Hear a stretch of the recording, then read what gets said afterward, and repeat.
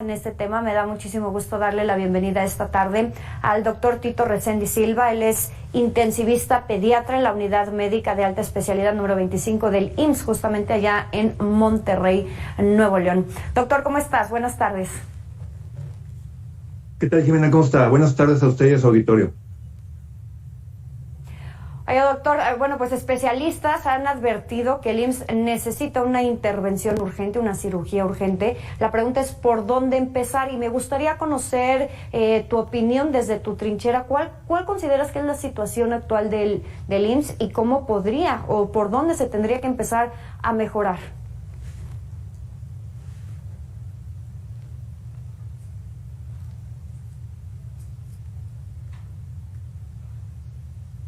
Poco, pero mire, venimos de 2 años, usted, Jimena, de una situación sanitaria realmente mala.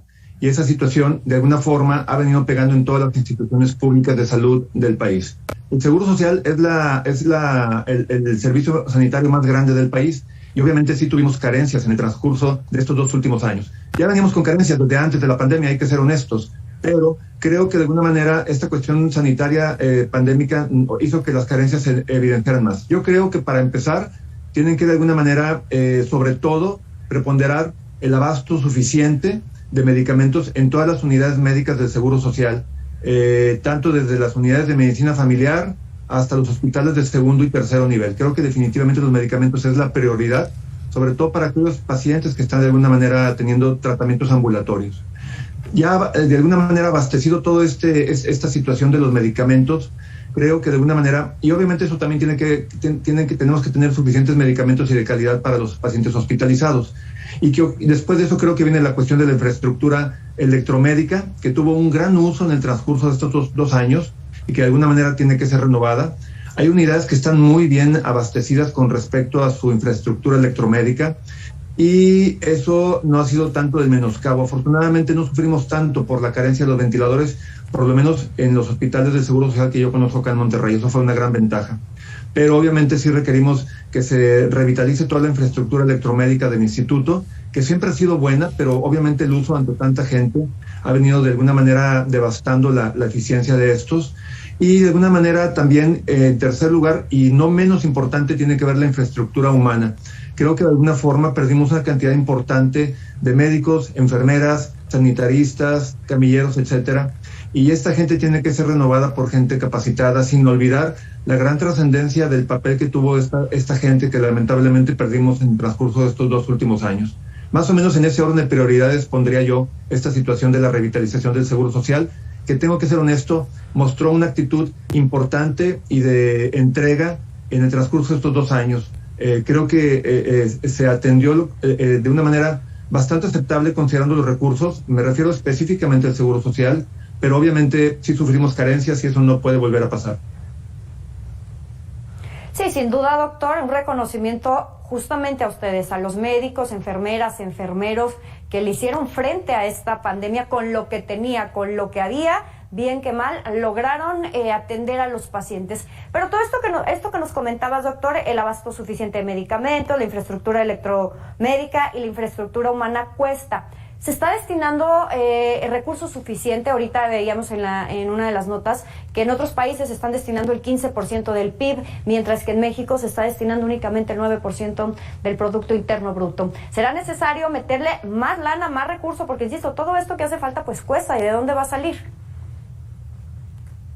Totalmente de acuerdo con esa observación. O sea, es definitivo que un pueblo enfermo no es un pueblo ni contento, ni feliz, ni productivo. Las restricciones económicas que se dieron por la situación de la pandemia, pero las políticas económicas que actualmente prevalecen de restricción económica, creo que tienen que ser reconsideradas definitivamente, y yo tengo que ser muy sincero y lo digo de una manera honesta. Creo que sí tiene que haber una revaloración de la situación económica, por lo menos con respecto a la situación sanitaria del país y de la infraestructura de las instituciones públicas que ofrecen servicios de salud en el país. Definitivamente tenemos que inyectarle un poquito más a la economía de la infraestructura médica y sanitaria en el país para poder otorgar un buen servicio. Hemos trabajado con lo que nos han podido ofrecer en los momentos de crisis y la actitud no faltó. Claro que ante la avalancha de casos y situaciones extremas que vimos estos 2 años pasados, hubo situaciones que no son deseables y que incurrimos en errores, quizá por el volumen de pacientes, pero se dio la cara, salimos adelante. El costo fue alto, tanto en la pérdida de vidas humanas de derechohabientes, como en el costo, en la pérdida de vidas humanas de la infraestructura humana del Instituto Mexicano del Seguro Social. Y no nada más del Seguro Social, sino de otras instituciones. Entonces, definitivamente, yo creo que restringir desde el punto de vista económico la parte sanitaria del país no nos va a llevar a ningún lado. Solamente, de alguna manera, nos va a meter en más problemas y vamos a estar pateando el bote más adelante y la repercusión vendrá más adelante si volvemos a tener una crisis sanitaria como la que tuvimos. Y ahora bien, doctor, hablando ya de estas deficiencias que mencionábamos, de esta necesidad de que se le inyecte más recurso, ¿cómo atender a las personas que se les va a abrir la puerta, personas que no tienen derecho a audiencia, atender más con lo mismo? Si lo mismo estamos viendo que no está siendo suficiente. No hay forma de que de alguna manera se pueda atender a más gente con el mismo presupuesto. De alguna manera necesita ampliarse el presupuesto para dar una atención de calidad y en cantidad y calidad adecuada. Definitivamente, el que de alguna manera se considere la posibilidad de insertar en INSABI dentro del Seguro Social es una apuesta arriesgada, en el sentido de que tenemos que ver si esta gente que va a entrar a los servicios de salud que ofrece el Seguro Social y que no es derechohabiente, de alguna manera tenemos que ver que haya un incremento en la posibilidad de los recursos para poder otorgarles a estas personas una buena atención en calidad y en cantidad. Todo humano tiene derecho a la salud y México es un país noble en el sentido de la atención en la salud, y eso me parece que es bastante loable y es una situación que hemos mantenido por muchos años. Pero sí considero que la restricción económica que estamos viviendo por la situación de la crisis y quizá por las políticas del actual gobierno no nos va de alguna manera a deparar un buen destino si no se amplía la cobertura económica de la institución pública de salud, sea cual sea el rubro, Seguro Social, ISSSTE, Marina, la que sea, si no tenemos un mayor aporte económico para poder ofrecer un buen servicio de salud.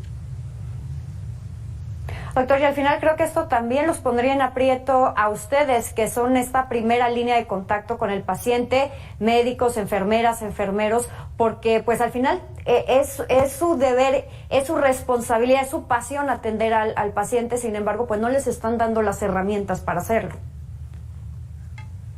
Debe quedar claro una cosa, Jimena: el médico, la enfermera, el enfermero, todos los que trabajamos en el ámbito de la salud, es una vocación. Claro, trabajamos Exacto. porque necesitamos tener un desempeño profesional y requerimos una remuneración, pero tenemos una vocación.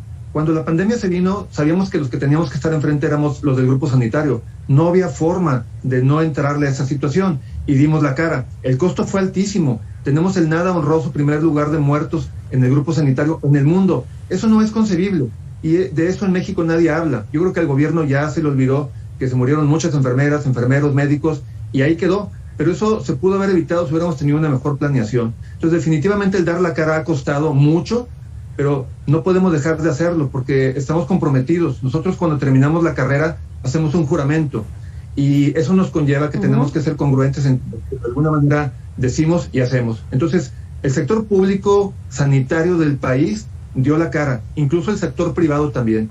Y eso tiene que quedar muy claro, porque fueron 2 años inéditos en la historia del país en muchos sentidos, pero en la vida desde el punto de vista de la salud pública, el dar la cara, médicos, enfermeras, laboratoristas, camilleros, etcétera, dimos la cara.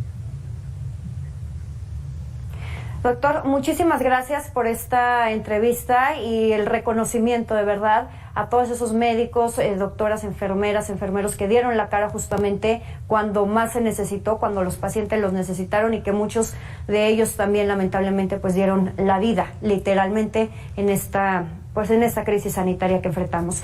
Doctor Tito Reséndiz Silva, intensivista pediatra en la Unidad Médica de Alta Especialidad número 25 del IMSS en Monterrey, Nuevo León. Muchísimas gracias por esta entrevista. Al contrario, gracias y muchos saludos. Saludos, muy buenas tardes. Ahí lo tiene, esta es la situación actual del Instituto Mexicano del Seguro Social. Se antoja complicada, el doctor pues enumeraba a su parecer cuáles son las prioridades: el abasto de medicamentos, la infraestructura electromédica y por supuesto también la infraestructura humana. Con esto nos vamos a un corte comercial, es muy breve, regresamos.